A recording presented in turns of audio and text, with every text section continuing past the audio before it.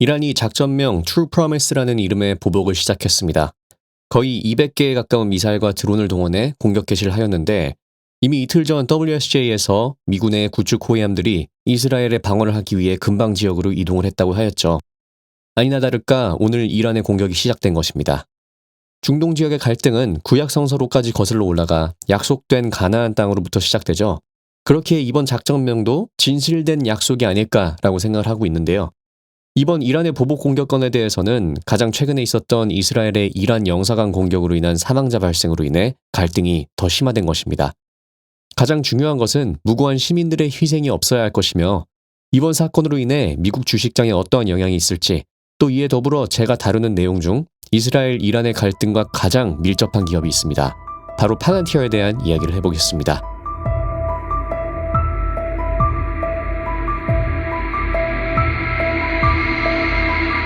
지금 중동 분위기가 정말 심상치 않습니다.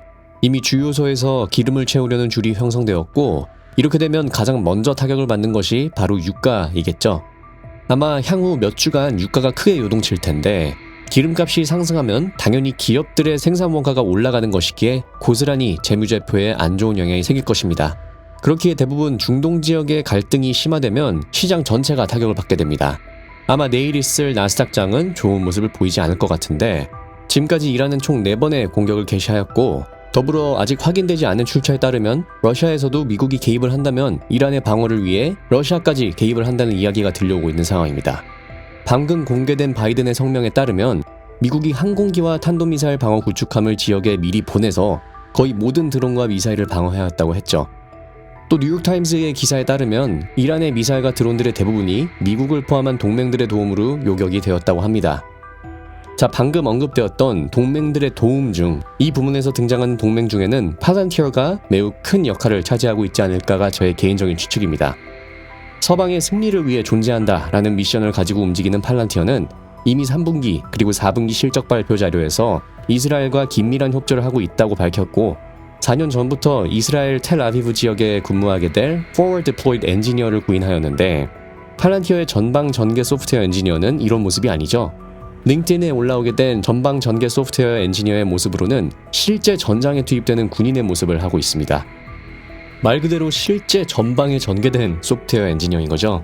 2022년 2월 러시아가 우크라이나를 침공한 후 1년 반이 조금 지나서 타임즈에서 팔란티어의 우크라이나 소프트 위력에 대한 기사가 나왔었습니다.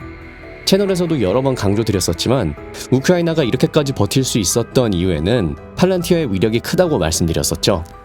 이렇게 팔란티어가 본격적으로 이스라엘 지역에 투입되어서 그들의 파운드리 시스템을 구축하고 나서 발생한 첫 메이저 군사 이벤트인데 앞으로의 이스라엘-이란 갈등이 단기적으로 어떻게 해소될지는 모르겠지만 제가 낙관적인 시선으로 감히 추측해보자면 이미 팔란티어는 우크라이나-러시아 전쟁에서 검증이 된 성능을 가지고 있는 만큼 이미 군사력 순위 18위인 우크라이나를 도와 전세계 2인자인 러시아를 방어해내고 있는데 아마 군사력 17위인 이스라엘을 도와서 14위인 이란을 방어해내는 것은 전혀 큰 문제가 아닐 거라는 생각이 듭니다. 지금까지 있었던 총 4번의 공격은 비교적 요격하기가 쉬운 이스라엘의 방공망을 뒤흔들기 위한 목적의 드론 및 미사일 공격이었다고 하는데 이후 있을 초음속 미사일 그리고 순항 미사일의 공격도 있을 예정이라는 이야기가 있습니다.